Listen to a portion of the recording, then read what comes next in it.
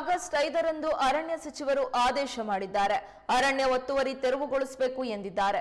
ಇದರಿಂದ ಮಲೆನಾಡು ಭಾಗದ ರೈತರು ಆತಂಕಕ್ಕೆ ಒಳಗಾಗಿದ್ದಾರೆ ಎಂದು ಶಾಸಕ ಆರ್ಗ ಜ್ಞಾನೇಂದ್ರ ಹೇಳಿದ್ದಾರೆ. ಶಿವಮೊಗ್ಗದಲ್ಲಿ ಮಾತನಾಡಿದ ಅವರು, ಇನ್ನು ಮುಂದೆ ನಮ್ಮ ಜಮೀನಿಗೂ ಕೈ ಹಾಕ್ತಾರೆ ಎಂದು ರೈತರು ನಿದ್ದೆ ಸಹ ಮಾಡ್ತಾ ಇಲ್ಲ. ಶ್ರಮಜೀವಿಗಳ ಅನ್ನ ಕಸಿಯುವ ಈ ಆದೇಶಕ್ಕೆ ಬಿಜೆಪಿ ಬಿಡಲ್ಲ. ರೈತರು ಮಾಡಿರುವ ಬಗರ್ ಹುಕುಂ ತೆರವು ಮಾಡಿದ್ರೆ ನಾವು ಅಡ್ಡ ನಿಲ್ತೇವೆ.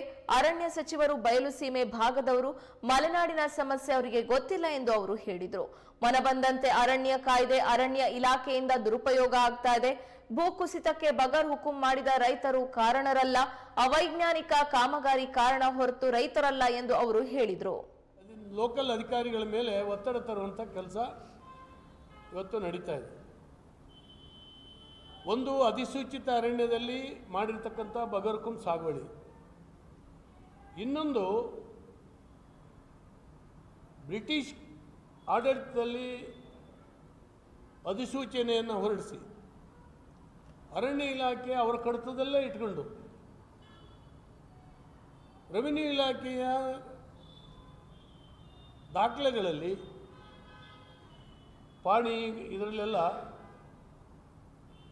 ರೆವಿನ್ಯೂ ಅಂತ ಇತ್ತು. ಇದನ್ನು ಆಯಾ ಬಂದಂಥ ಸರ್ಕಾರಗಳು ದರಖಾಸ್ತು ಮೂಲಕ ಮಂಜೂರು ಮಾಡಿದ್ದಾರೆ.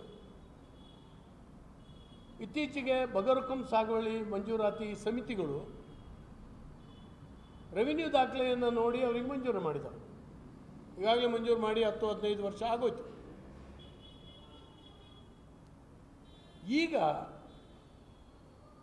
ಆ ರೀತಿ ಮಂಜೂರಾಗಿರ್ತಕ್ಕಂಥದ್ದನ್ನು ರದ್ದು ಮಾಡಬೇಕು ಅಂತೇಳಿ ಹೇಳಿ ಅರಣ್ಯಾಧಿಕಾರಿಗಳು AC ಕೋರ್ಟಿಗೆ ಹಾಕ್ಕೊಂಡಿದ್ದಾರೆ, ಪ್ರಕರಣ ದಾಖಲೆ ಮಾಡಿದ್ದಾರೆ. ಇದು ಬಹಳ ಅಪಾಯಕಾರಿ ಅಂತ ಸ್ಥಿತಿ. ಒಂದು ಇಂಡೀಕರಣ ಮಾಡಿರಲಿಲ್ಲ, ಅದು ಇಲಾಖೆಯ ಎರಡು ಇಲಾಖೆಯ ಬೇಜವಾಬ್ದಾರಿ. ಇನ್ನೊಂದು ಇದನ್ನು ಇಂಡೀಕರಣ ಈಗ ಮಾಡಲಿಕ್ಕೆ ಶುರು ಮಾಡಿದ್ದಾರೆ. ಈಗಾಗಲೇ ಬಗರ್ ಹುಕುಂ ಸಾಗುವಳಿ ಮತ್ತು ಮಂಜೂರಾತಿ ಆಗಿರ್ತಕ್ಕಂಥದ್ದು ಕೂಡ ಇಂಡೀಕರಣ ಮಾಡ್ತಾ ಇದ್ದಾರೆ. ಇಂಡೀಕರಣ ಮಾಡಲಿಕ್ಕೆ ಒಂದು ಪ್ರೊಸೀಜರ್ ಇದೆ. ಒಬ್ಬನ ಖಾತೆ ಇನ್ನೊಬ್ಬನಿಗೆ ಬರಬೇಕಾದ್ರೆ ಪ್ರೊಸೀಜರ್ ಇದೆ. ರೆವಿನ್ಯೂ ಇಲಾಖೆಯ ಖಾತೆ ಅರಣ್ಯ ಇಲಾಖೆಗೆ ಬರಬೇಕಾದ್ರೆ ಮ್ಯುಟೇಷನ್ ಆಗಬೇಕಾದ್ರೆ ನೋಟಿಫಿಕೇಷನ್ ಮಾಡಬೇಕು, ನೋಟಿಸನ್ನು ಹಾಕಬೇಕು. ನೋಟಿಫಿಕೇಷನ್ ಆಗಿರ್ಬೋದು, ನೋಟಿಸ್ ಹಾಕಬೇಕು, ಸಂಬಂಧಪಟ್ಟಂಥವ್ರಿಗೆ ತಿಳುವಳಿಕೆ ಕೊಡಬೇಕು, ಮತ್ತು ಅಲ್ಲಿ ಪೊಸಿಷನ್ ಯಾರಿದ್ದಾರೆ ನೋಡಬೇಕು. ಪೊಸಿಷನ್ನಲ್ಲಿ ರೈತ ಇದ್ದಾನೆ, ಅವನಿಗೆ ನೋಟಿಸ್ ಕೊಡಲಿಲ್ಲ, ಏಕಾಏಕಿಯಾಗಿ ಇದು ಮಾಡ್ತಾರೆ.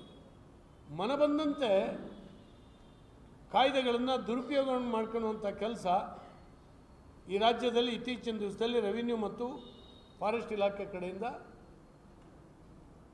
ನಡೀತಾ ಇದೆ. ಇದಕ್ಕೆ ಅವಕಾಶ ಯಾವುದೇ ಕಾರಣಕ್ಕೆ ಕೊಡಬಾರ್ದು. ಮತ್ತು ಇತ್ತೀಚೆಗೆ ನಡೆದಂಥ ಭೂಕುಸಿತದ ಪ್ರಕರಣಗಳನ್ನು ನೆಪವಾಗಿ ಇಟ್ಕೊಂಡಿದ್ದಾರೆ. ಭೂಕುಸಿತಕ್ಕೆ ಬಗರ್ ಹುಕುಂ ಮಾಡಿದಂಥ ರೈತ ಕಾರಣ ಅಲ್ಲ. ಅವೈಜ್ಞಾನಿಕವಾಗಿ ಅರಣ್ಯದಲ್ಲಿ ಇಲಾಖೆ ಮಾಡ್ತಾ ಇರುವಂಥ ಕಾರಣಗಳು ಭಾಳ ಪ್ರಮುಖವಾದಂಥ ಕಾರಣ ಆಗಿದ್ದಾವೆ. ಪ್ಲಾಂಟೇಶನ್ ಮಾಡಿದ್ದಾರೆ, ಸುತ್ತ ಟ್ರಂಚ್ ಮಾಡಿದ್ದಾರೆ. ಆ ಗುಡ್ಡದ ನೀರು ಎಲ್ಲ ಕಡೆ ಡಿಸ್ಟ್ರಿಬ್ಯೂಷನ್ ಆಗಿ ಹರಿದು ಹೋಗ್ತಾ ಇತ್ತು. ಈಗ ಟ್ರಂಚ್ ಮಾಡಿದ್ರಿಂದ ಯಾವುದೋ ಒಂದು ಕಡೆ ಅಥವಾ ಎರಡು ಕಡೆ ಧುಮುಕ್ತಾ ಇದೆ, ಬಂದು ಅಲ್ಲಿ ಗುಡ್ಡಗಳು ಕುಸಿತಾ ಇದ್ದಾವೆ. ಇನ್ನೊಂದು, ಗುಡ್ಡದ ಮಧ್ಯ ಇಂಗು ಗುಂಡಿಗಳನ್ನು ಮಾಡ್ತಾ ಇದ್ದಾರೆ. ಈಗ ನ್ಯಾಚುರಲ್ ಆಗಿ ಮಳೆ ನೀರು ಇಂಗುವಂಥದ್ದು ಒಂದು ಪದ್ಧತಿ, ಅದು ಪ್ರಕೃತಿ ಸಹಜವಾಗಿ ಇಂಗುತ್ತೆ. ಆದರೆ ಇವರು ದುಡ್ಡು ಹೊಡೆಯೋಕ್ಕಾಗಿ ಕೆಲವು ಕಾಮಗಾರಿಗಳನ್ನು ಮಾಡಿದ್ದಾರೆ, ಇಂಗು ಗುಂಡಿಗಳನ್ನು ಮಾಡುವಂಥದ್ದು. ಇದರ ಪರಿಣಾಮವಾಗಿ ಅದರಲ್ಲಿ ನೀರು ಇಂಗಿ ಇಡೀ ಗುಡ್ಡ ಕುಸ್ತಿ ಕಡೆ ಬರ್ತಾ ಇದೆ. ಇಂಥ ಅನೇಕ ವೈಜ್ಞಾನಿಕ ವಿಧಾನಗಳನ್ನು ಅರಣ್ಯ ಇಲಾಖೆ ಮಾಡ್ತಾ ಇದೆ. ಇದರ ಬಗ್ಗೆ ಒಂದು ವೈಜ್ಞಾನಿಕವಾದಂಥ ವಿಧಿವಿಧಾನಗಳನ್ನು ಅನುಸರಿಸ್ತಾ ಇಲ್ಲ, ಚರ್ಚೆ ನಡೀತಾ ಇಲ್ಲ. ಈಗ ನೋಡಿ, ಈಗ ಯಾವ ಜಮೀನು ಅಂತ ಗೊತ್ತಿಲ್ಲ. ಅರಣ್ಯ ಇಲಾಖೆಯವರು ನಮ್ಮದು ಅಂತಾರೆ, ರೆವಿನ್ಯೂ ಇಲಾಖೆಯವರು ನಮ್ಮದು ಅಂತ. ಒಂದೇ ಸರ್ವೆ ನಂಬರ್ನಲ್ಲಿ ಅರಣ್ಯ ಇದೆ, ಒಂದು ಕಡೆ ಸೊಪ್ಪಿನ ಬೆಟ್ಟ ಇದೆ, ಇನ್ನೊಂದು ಕಡೆ ಗೋಮಾಳ ಇದೆ. ಒಂದು ಸರ್ವೆ ನಂಬರ್ನಲ್ಲಿ 3 ಪಾರ್ಟ್ ಇದೆ. ಇದು ಎಲ್ಲಿ ಅಂತ ಯಾರಿಗೂ ಗೊತ್ತಿಲ್ಲ, ಇದ್ರ ಚೆಕ್ಬಂದ್ಗಳು ಎಲ್ಲಿ ಅಂತ ಗೊತ್ತಿಲ್ಲ. ಅರಣ್ಯ ಇಲಾಖೆ ಹೇಳ್ತದೆ ಇಡೀ ಭೂಭಾಗನೇ ನಂದು ಅಂತ. ಯಾರಾದರೂ ಮರೆತು ಪಾಣಿನಲ್ಲಿ ಅರಣ್ಯ ಅಂತ ಎಂಟ್ರಿ ಮಾಡೋದು ಬೇಡ, ಅರಣ್ಯದ ಹೆಸರನ್ನು ಅಪ್ರತ್ಯಕ್ಷವಾಗಿ ಎಂಟ್ರಿ ಮಾಡಿದ್ರು ಅದು ಅರಣ್ಯ ಅಂತ. ಉದಾಹರಣೆಗೆ ನಗರ ಹೋಬಳಿ ಕರಿಮನೆ ಗ್ರಾಮದಲ್ಲಿ, ಇಡೀ ನಗರ ಹೋಬಳಿನೇ ಹಂಗಾಗಿದೆ, ಪಾಣಿನಲ್ಲಿ ಯಾರೋ ಇದ್ದಂಥವ್ರು ತಪ್ಪಾಗಿ ಕೆಲವು ಸರ್ವೆ ನಂಬರ್ಗಳಿಗೆ ಪಿ ಎಫ್ ಅಂತ ಹಾಕ್ಯಾರ ಎಂಟ್ರಿ ಆಗಿದೆ.